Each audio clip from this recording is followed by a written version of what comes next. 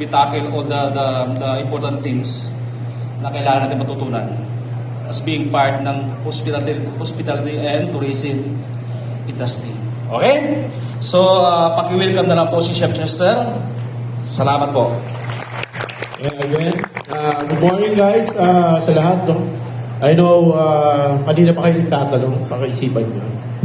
I think you're confused.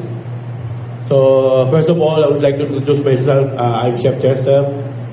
I'm saying you're confused because hindi nyo malaman kung sino ba to, si Tito Boy o si Wally. Hindi ka side, no? So, yun, Tito Boy na, no? But, yun, as we said, hoping na meron kayong matutunan, and we all know that you will get a lot of things na madadala nyo in your in your journey, the future, no? So, to start, even in sa bahay, no, we have food safety na pinaiiral. Agree ba kayo? Yes. No? In simple of, iinitin nyo yung pagkain. It's a safety, no? Tatakpan nyo yung pagkain. Either, it's a safety step na ginagawa natin, no?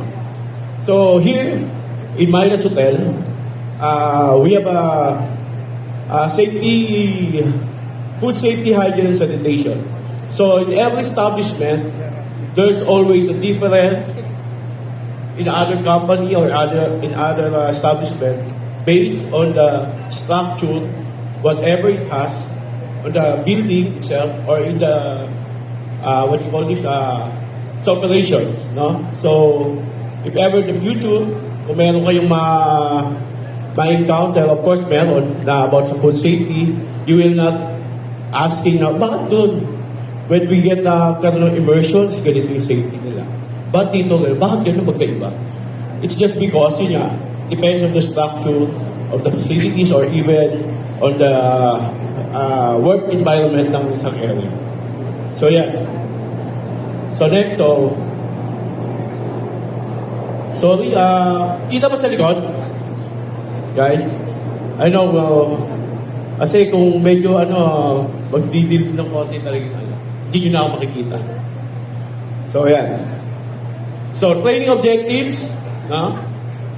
At the end of this training, you will learn to understand and appreciate the importance of good hygiene and sanitation in your respective place of work, future and functions, or even sa bahay, sa house.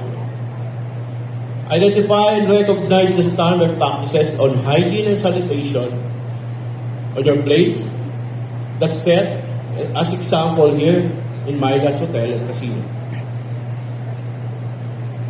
Training outlines. So, this will be tackled on the trainings. Understanding hygiene and sanitation. Of course, germs and bad bacteria. Bad bacteria. So, bakit may bad? So, it means may good. Alam nyo rin naman yun na may good bacteria. 3, different hazard in the kitchen. As we talk about safety in the kitchen in terms of food. 4, food storage and temperature control, cooling food and waste segregation. Bakit kailangan? Bakit pati ultimo segregation ng food, ng waste materials is kailangan as part of ng food safety. Our role on hygiene and sanitation. So, malaki pong role ng bawat individual in terms of hygiene and sanitation pagdating sa food safety. And last one, effects of bad hygiene and sanitation practices.